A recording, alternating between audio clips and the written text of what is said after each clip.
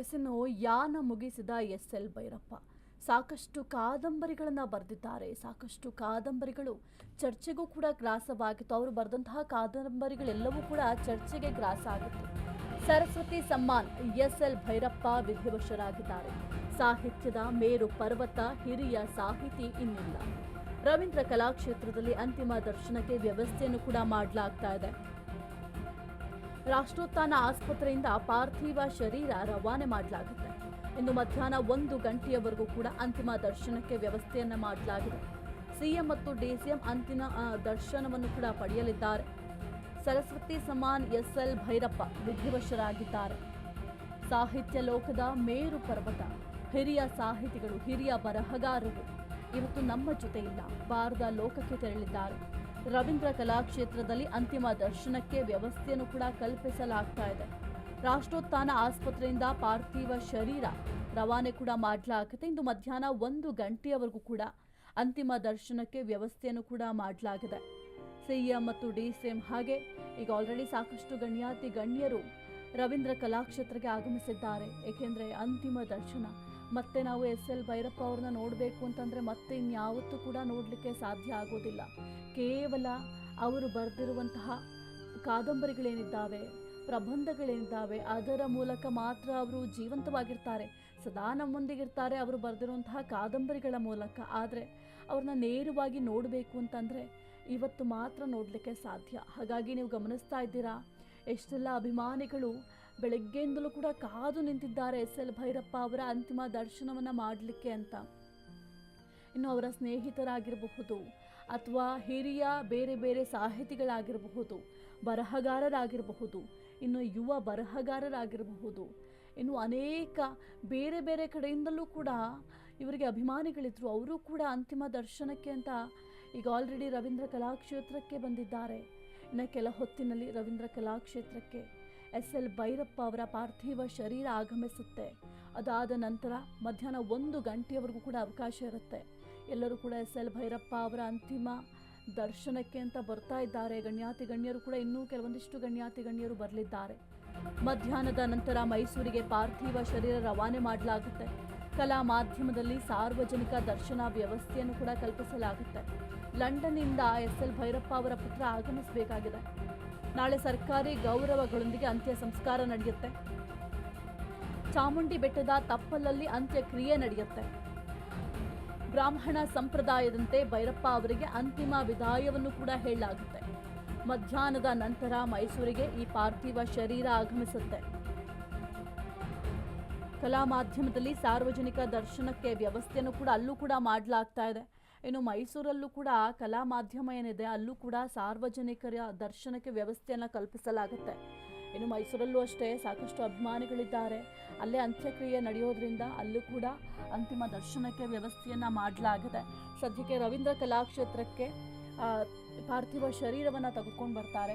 ರವೀಂದ್ರ ಕಲಾಕ್ಷೇತ್ರದಲ್ಲಿ ಈಗ ಆಲ್ರೆಡಿ ಸಾಕಷ್ಟು ಅಭಿಮಾನಿಗಳು ಕಾತರದಿಂದ ಕಾಯ್ತಾ ಇದ್ದಾರೆ. ನಾವು ಎಸ್.ಎಲ್. ಭೈರಪ್ಪ ಅವರ ಅಂತಿಮ ದರ್ಶನ ಮಾಡಬೇಕು. ಅವರು ಕೊಟ್ಟಂತಹ ಕಲಾಕ್ಷೇತ್ರ ಸಾಹಿತ್ಯ ಲೋಕಕ್ಕೆ ಕೊಟ್ಟಂತಹ ಕೊಡುಗೆ ಅಪಾರವಾಗಿದೆ. ಆ ಪುಸ್ತಕಗಳು ಓದ್ತಾ ಇದ್ರೆ ಆ ಪುಸ್ತಕಗಳನ್ನ ಮತ್ತೆ ಮಡಚಿ ಎತ್ತಿಡೋದಕ್ಕೆ ಮನಸ್ಸೇ ಆಗಲ್ಲ. ಕಂಪ್ಲೀಟ್ ಓದಿ ಮುಗಿಸ್ಬಿಡೋಣ ಅಂತ ಅನಿಸುತ್ತೆ. ಅಷ್ಟು ಕುತೂಹಲಕಾರಿ ಅಂಶಗಳನ್ನು ಆ ಪುಸ್ತಕಗಳಲ್ಲಿ ಉಲ್ಲೇಖ ಮಾಡಿದ್ದಾರೆ. ಆ ಒಮ್ಮೆ ಏನಾದರೂ ಎಸ್.ಎಲ್. ಭೈರಪ್ಪ ಅವರ ಪುಸ್ತಕವನ್ನು ಓದಬೇಕು ಅಂತ ನಾವು ನಿರ್ಧಾರ ಮಾಡಿ ಕೈಗೆ ಎತ್ಕೊಂಡ್ರೆ ಆ ಪುಸ್ತಕ ಓದಿ ಕಂಪ್ಲೀಟ್ ಮುಗಿಸುವವರೆಗೂ ಕೂಡ ಪುಸ್ತಕ ಎತ್ತಿಡೋದಕ್ಕೆ ಮನಸ್ಸೇ ಆಗಲ್ಲ. ಮುಂದೆ ಏನಾಗಬಹುದು ಅಂತ ಯೋಚನೆ ಮಾಡ್ತಾ ಇರ್ತೀವಿ. ಅಷ್ಟು ಸೊಗಸಾಗಿ ಚಿತ್ರಿಸಿರ್ತಾರೆ ಆ ಪುಸ್ತಕದಲ್ಲಿ. ನಮ್ಮ ಕಣ್ಣಿಗೆ ಕಟ್ಟುತ್ತೆ. ಅವರು ಬರೆದಿರುವಂತಹ ಪದಗುಂಚ ಏನಿದೆ ಆ ಪದಗಳನ್ನ ನೋಡ್ತಾ ಹೋದರೆ ಎಷ್ಟು ಅದ್ಭುತವಾಗಿರುತ್ತೆ ಅಂದರೆ ಒಂದೊಂದು ಪದಕ್ಕೆ ನಾನಾ ಅರ್ಥ ಬರುತ್ತೆ. ಆ ಕನ್ನಡದಲ್ಲಿರುವಂತಹ ಪದಗಳೆಲ್ಲವೂ ಕೂಡ ಕೆಲವೊಂದು ಪದಗಳು ನಮಗೆ ಗೊತ್ತೇ ಇರಲ್ಲ, ಅಂತಹ ಪದಗಳನ್ನು ಅಲ್ಲಿ ಉಲ್ಲೇಖ ಮಾಡಿರ್ತಾರೆ. ವರ್ಣರಂಜಿತವಾಗಿರುತ್ತೆ ಅವರು ಬರೆದಂತಹ ಪುಸ್ತಕಗಳು. ಕನ್ನಡದ ಹಿರಿಯ ಸಾಹಿತಿ ಎಸ್.ಎಲ್. ಭೈರಪ್ಪ ಇನ್ನಿಲ್ಲ. ರಾಷ್ಟ್ರೋತ್ಥಾನ ಆಸ್ಪತ್ರೆಯಿಂದ ಪಾರ್ಥಿವ ಶರೀರ ರವಾನೆ ಮಾಡಲಾಗಿದೆ.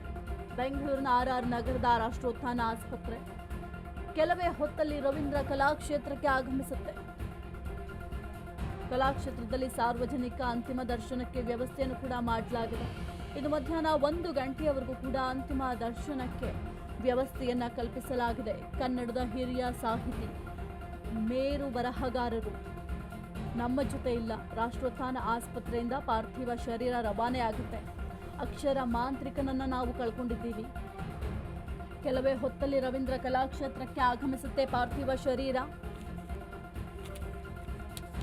ಇನ್ನು ಸರಸ್ವತಿ ಸಮ್ಮಾನ್ ಪ್ರಶಸ್ತಿ ಪುರಸ್ಕೃತ ಕಾದಂಬರಿಕಾರ ಪ್ರೊಫೆಸರ್ SL ಭೈರಪ್ಪ ಇವತ್ತು ನಮ್ಮ ಜೊತೆ ಇಲ್ಲ.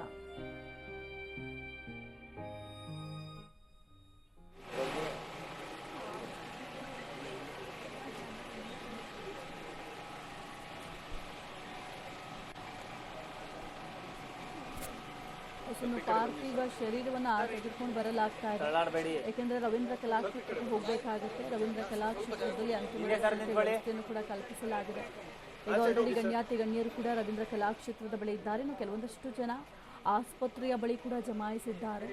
ಇನ್ನು ರವೀಂದ್ರ ಕಲಾಕ್ಷೇತ್ರದಲ್ಲಿ ಅವರ ಅಭಿಮಾನಿಗಳು ಕೂಡ ಜಮಾಯಿಸಿದ್ದಾರೆ. ಕೇವಲ ಕನ್ನಡ ಪುಸ್ತಕದಲ್ಲಿ ಮಾತ್ರ, ಅಂದರೆ ಕನ್ನಡ ಪ್ರೇಮಿಗಳು ಮಾತ್ರ ಅಥವಾ ಕನ್ನಡ ಪುಸ್ತಕಗಳ ಪ್ರೇಮಿಗಳು ಮಾತ್ರ ಅವರಿಗೆ ಅಭಿಮಾನಿಗಳಾಗಿರಲಿಲ್ಲ. ಹಿಂದಿ ಭಾಷೆಗೂ ಕೂಡ ಇವರ ಪುಸ್ತಕ ಅನುವಾದ ಆಗಿದೆ. ಮರಾಠಿ ಭಾಷೆಗೂ ಕೂಡ ಇವರ ಪುಸ್ತಕ ಅನುವಾದ ಆಗಿದೆ. ಪ್ಯಾನ್ ಇಂಡಿಯಾ ಒಂದು ಸಾಹಿತಿ ಅಂತಲೇ ಹೇಳಬಹುದು ಇವ್ರನ್ನ. ನಾವು ಇತ್ತೀಚಿನ ದಿನಗಳಲ್ಲಿ ಪ್ಯಾನ್ ಇಂಡಿಯಾ ಸಿನಿಮಾ ಅಂತ ಹೇಳ್ತೀವಿ. ಆದರೆ ಆಗಿನ ಕಾಲದಲ್ಲೇ ಇವರು ಪ್ಯಾನ್ ಇಂಡಿಯಾ ಸಾಹಿತಿಗಾರರಾಗಿದ್ದರು, ಬರಹಗಾರರಾಗಿದ್ದರು. ಸಾಕಷ್ಟು ಅಭಿಮಾನಿಗಳನ್ನು ಅವರು ಹೊಂದಿದ್ದಾರೆ. ಸದ್ಯಕ್ಕೆ ಪಾರ್ಥಿವ ಶರೀರವನ್ನು ರವೀಂದ್ರ ಕಲಾಕ್ಷೇತ್ರಕ್ಕೆ ಕೊಂಡೊಯ್ಯಲಾಗುತ್ತೆ.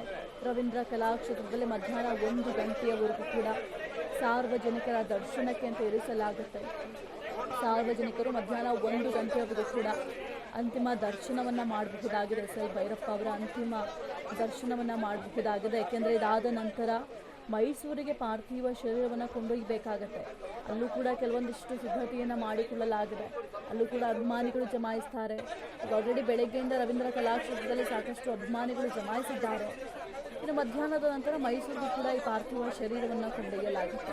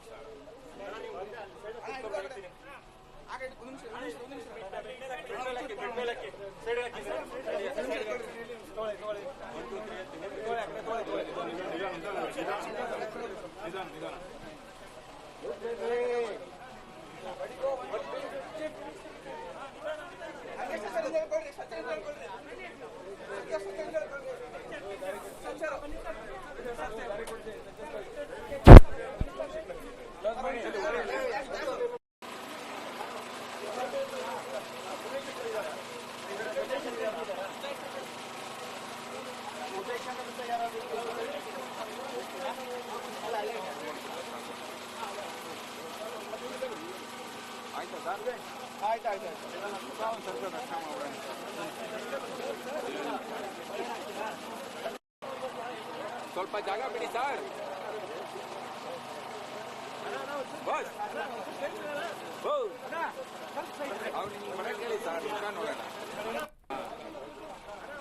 ನೀವು ಕೂಡ ಗಮನಿಸ್ತಾ ಇದ್ದೀರಾ, ಪಾರ್ಥಿವ ಶರೀರವನ್ನು ರವೀಂದ್ರ ಕಲಾಕ್ಷೇತ್ರಕ್ಕೆ ತೆಗೆದುಕೊಂಡು ಹೋಗಲಾಗುತ್ತೆ. ಅಲ್ಲೂ ಕೂಡ ಸಾಕಷ್ಟು ಅಭಿಮಾನಿಗಳು ಬೆಳಿಗ್ಗೆಯಿಂದಲೂ ಕೂಡ ಕಾದು ನಿಂತಿದ್ದಾರೆ SL ಭೈರಪ್ಪ ಅವರ ದರ್ಶನವನ್ನು ಮಾಡಲಿಕ್ಕೆ. ಏಕೆಂದರೆ ಈ ಅಂತಿಮ ದರ್ಶನದಲ್ಲಿ ಅಂತಿಮ ನಮನವನ್ನು ಸಲ್ಲಿಸಲಿಕ್ಕೆ ಅಂತ ಕಾಯ್ತಾ ಇದ್ದಾರೆ. ಮತ್ತೊಮ್ಮೆ ನಾವು SL ಭೈರಪ್ಪ ಅವ್ರನ್ನ ನೋಡಬೇಕು ಅಂತಂದರೆ ಸಾಧ್ಯ ಆಗೋದಿಲ್ಲ. ಹಾಗಾಗಿ ಅಂತಿಮವಾಗಿ ಅವರಿಗೆ ನಮನವನ್ನು ಸಲ್ಲಿಸಲಿಕ್ಕೆ ಅಂತ ಸಾಕಷ್ಟು ಅಭಿಮಾನಿಗಳು ರವೀಂದ್ರ ಕಲಾಕ್ಷೇತ್ರದಲ್ಲಿದ್ದಾರೆ. ಅಷ್ಟೇ ಅಲ್ಲದೆ ಮೈಸೂರಿನ ಅಲ್ಲೂ ಕೂಡ ಸಾಕಷ್ಟು ಅಭಿಮಾನಿಗಳಿದ್ದಾರೆ. ಅಲ್ಲೂ ಕೂಡ ಕೆಲವೊಂದಿಷ್ಟು ಅಂತಿಮ ದರ್ಶನಕ್ಕೆ ವ್ಯವಸ್ಥೆಯನ್ನು ಕಲ್ಪಿಸಲಾಗಿದೆ. ಸದ್ಯಕ್ಕೆ ಮೊದಲಿಗೆ ರವೀಂದ್ರ ಕಲಾಕ್ಷೇತ್ರಕ್ಕೆ ಈ ಪಾರ್ಥಿವ ಶರೀರವನ್ನು ಕೊಂಡೊಯ್ಯಲಾಗುತ್ತೆ. ಅಲ್ಲಿ ಗಮನಿಸ್ತಾ ಇದ್ದೀರಾ, ಆಸ್ಪತ್ರೆಯ ಬಳಿ ಕೂಡ ಸಾಕಷ್ಟು ಅಭಿಮಾನಿಗಳು ಜಮಾಯಿಸಿದ್ದಾರೆ. ಇಲ್ಲಿ ರವೀಂದ್ರ ಕಲಾಕ್ಷೇತ್ರದಲ್ಲಿ ಸಾಕಷ್ಟು ಅಭಿಮಾನಿಗಳು ಬರೋದ್ರಿಂದ ಅಲ್ಲಿ ನೋಡೋದಕ್ಕೆ ನಮ್ಗೆ ಅವಕಾಶ ಸಿಗುತ್ತೋ ಸಿಗಲ್ವೋ ಅಂತ ಆಸ್ಪತ್ರೆಯ ಬಳಿಗಳು ಕೂಡ ಅಲ್ಲೂ ಸಾಕಷ್ಟು ಅಭಿಮಾನಿಗಳಿದ್ದಾರೆ. ಅಭಿಮಾನಿಗಳ ಜೊತೆಗೆ ಏನು SL ಭೈರಪ್ಪ ಅವರ ಆತ್ಮೀಯರಿದ್ದಾರೆ, ಸ್ನೇಹಿತರಿದ್ದಾರೆ, ಕುಟುಂಬದವರಿದ್ದಾರೆ. ಎಲ್ಲರೂ ಕೂಡ ಅಲ್ಲೂ ಕೂಡ ಆಸ್ಪತ್ರೆಯ ಬಳಿ ಇದ್ದಾರೆ. ಅಲ್ಲೂ ನಮನವನ್ನು ಸಲ್ಲಿಸುವ ಕೆಲಸ ಮಾಡ್ತಾ ಇದ್ದಾರೆ. ಜೊತೆಗೆ ಈಗ ರವೀಂದ್ರ ಕಲಾಕ್ಷೇತ್ರಕ್ಕೆ ಕೊಂಡೊಯ್ಯಲಾಗುತ್ತೆ. ಈ ರವೀಂದ್ರ ಕಲಾಕ್ಷೇತ್ರದಲ್ಲೂ ಕೂಡ ಅಭಿಮಾನಿಗಳು ಬೆಳಗ್ಗೆಯಿಂದಲೂ ಕೂಡ ಜಮಾವಣೆಗೊಂಡಿದ್ದಾರೆ ಅಂತಿಮ ದರ್ಶನವನ್ನು ಪಡೆಯಲಿಕ್ಕೆ ಅಂತ. ನೀವು ಗಮನಿಸ್ತಾ ಇದ್ದೀರಾ, ಅವರ ಮುಖ ನೋಡಿ ಆ ತೇಜಸ್ ಹಾಗೇ ಇದೆ. ಅವರ ಮುಖದಲ್ಲಿ ಏನೂ ಬದಲಾವಣೆ ಇಲ್ಲ. ಆ ತೇಜಸ್ಸು ಮೊದಲನ ಅವರು ಬದುಕಿದ್ದಾಗ ಇದ್ದಂತಹ ತೇಜಸ್ಸು ಮುಖದಲ್ಲಿ ಈಗಲೂ ಕೂಡ ಇದೆ. 94 ವರ್ಷ ಪೂರ್ಣ ಆಯಸ್ಸನ್ನು ಮುಗಿಸಿ ಹೋಗಿದ್ದಾರೆ. ಪೂರ್ಣ ಆಯಸ್ಸನ್ನು ಅನುಭವಿಸಿ 94 ವರ್ಷದಲ್ಲಿ ಆ ಬದುಕಿನಲ್ಲಿ ಏಳು ಬೀಳು, ಕಷ್ಟ, ಸುಖ, ದುಃಖ ಎಲ್ಲವನ್ನು ಕೂಡ ಅನುಭವಿಸಿದ್ದಾರೆ. ಈ 94 ವರ್ಷ ಅಂದರೆ ತಮಾಷೆಯ ಮಾತಲ್ಲ. ಇತ್ತೀಚಿನ ದಿನಗಳಲ್ಲಿ 94 ವರ್ಷ ಅಂದರೆ ಬದುಕೋದೇ ಕಷ್ಟ. ಅಂಥದ್ರಲ್ಲಿ 94 ವರ್ಷ ವಯಸ್ಸಿನಲ್ಲೂ ಕೂಡ ಈ 94 ವರ್ಷದ ಜರ್ನಿ ಏನಿದೆ, ಈ ಜರ್ನಿಯಲ್ಲಿ ಹುಟ್ಟಿನಿಂದಲೂ ಕೂಡ ಕಷ್ಟ ನೋಡಿದ್ದಾರೆ. ಅವರು ಹುಟ್ಟಿನಿಂದಲೂ ಕಷ್ಟವನ್ನು ಅನುಭವಿಸಿದ್ದಾರೆ. ಕಡು ಬಡತನದಲ್ಲಿ ಜನಿಸಿದವರು ಇವರು. ಕಿತ್ತು ತಿನ್ನುವ ಬಡತನ ಇತ್ತು. ಆಗ ತಿನ್ನೋ ಒಂದು ತುತ್ತಿಗೂ ಕೂಡ ಆಹಾರ ಒದಗಿಸ್ಕೋಬೇಕು ಅಂದರೆ ಬಹಳ ಕಷ್ಟ ಇತ್ತು. ಆ ಕಷ್ಟದ ಸಮಯದಲ್ಲೂ ಕೂಡ ಯಾವುದಕ್ಕೂ ಕೂಡ ಹೆದರದೆ, ಜಗ್ಗದೆ, ಬಗ್ಗದೆ ಎಲ್ಲವನ್ನು ಕೂಡ ಮೆಟ್ಟಿ ನಿಂತು ಸಾಧನೆಯನ್ನು ಮಾಡಿದ್ದಾರೆ. ಸಾಧನೆಯ ಶಿಖರವನ್ನು ಹೇರಿದ್ದಾರೆ. ಇನ್ನು ಪಾಪ ಚಿಕ್ಕ ವಯಸ್ಸಿನಲ್ಲೇ ಸಾಕಷ್ಟು ಕಷ್ಟ ನೋಡಿದ್ದಲ್ಲದೆ 5ನೇ ವರ್ಷದಲ್ಲಿ ತಾಯಿಯನ್ನು ಕಳ್ಕೊತಾರೆ. ಆ ದುಃಖ ಒಂದು ಕಡೆ ಆದರೆ 9ನೇ ವಯಸ್ಸಿನಲ್ಲಿ ಅಣ್ಣ ಮತ್ತು ಅಕ್ಕ ಇಬ್ಬರನ್ನೂ ಕೂಡ ಕಳ್ಕೊತಾರೆ. ಆ ಚಿಕ್ಕ ವಯಸ್ಸಿನಲ್ಲೇ 3 ಸಾವನ್ನು ನೋಡ್ತಾರೆ. ಹಾಗಾಗಿ ಸಾವು ಅಂದ ತಕ್ಷಣ ಅವರಿಗೆ ಆ ಸಾವುಗಳೇ ನೆನಪಾಗುತ್ತೆ. ಒಂದು ಕಡೆ ತಾಯಿಯನ್ನು ಕಳೆದುಕೊಂಡ ನೋವು, ಮತ್ತೊಂದು ಕಡೆ ತನ್ನ ಅಕ್ಕ ಅಣ್ಣನ ಕಳೆದುಕೊಂಡ ನೋವನ್ನು ಚಿಕ್ಕ ವಯಸ್ಸಿನಲ್ಲೇ ಅವರು ಅನುಭವಿಸ್ಬಿಡ್ತಾರೆ.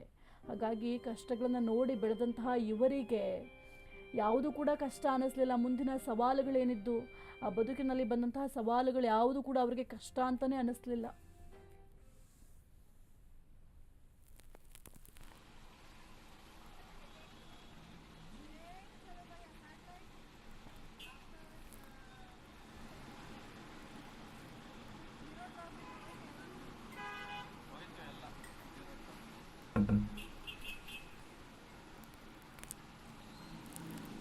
चला गया, हम टेंशन लेके जाना नहीं, आराम से जाना।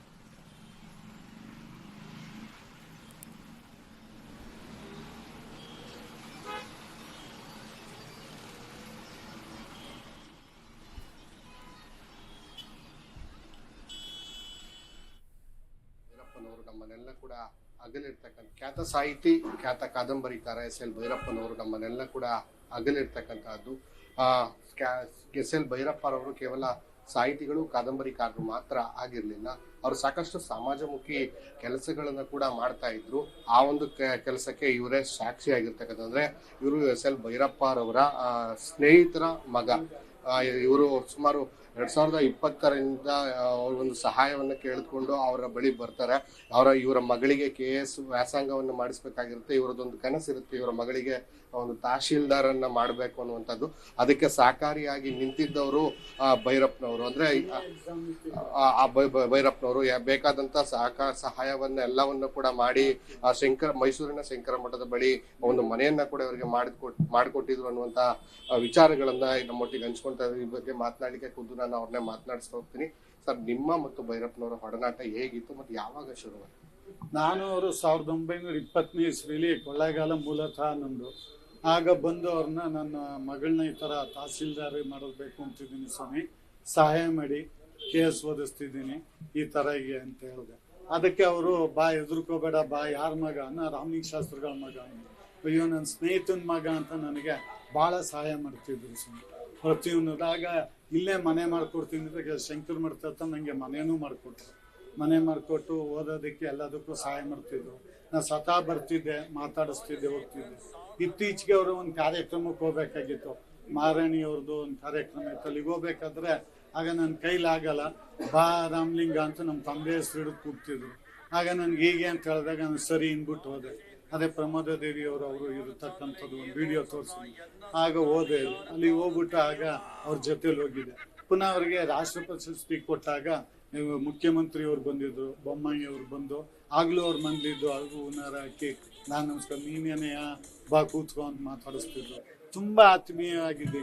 ಇತ್ತೀಚೆಗೆ ಯುಗಾದಿ ಹಬ್ಬ ಒಂದ್ 20 ದಿನ ಅಂತ ಅವ್ರ ಊರ್ಲಿ ಸನ್ಮಾನ ಇಟ್ಕೊಂಡಿದ್ರು. ಯದುವೀರ ಒಡೆಯರು ಅವರು ಎಲ್ಲ ಹೋದ್ರು. ಅವತ್ತು ಈ ಥರ ನಮ್ಮ ಊರಿಗೆ ಹೋಗ್ತಿದ್ದೀನಿ, ಶಿವಮೊಗ್ಗದ ಹತ್ರ ಅವ್ರ ಊರು, ಅಲ್ಲಿಗೆ ಹೋಗ್ತಿದ್ದೀನಿ ಬಾ ಅಂದ್ರು ನಾನು.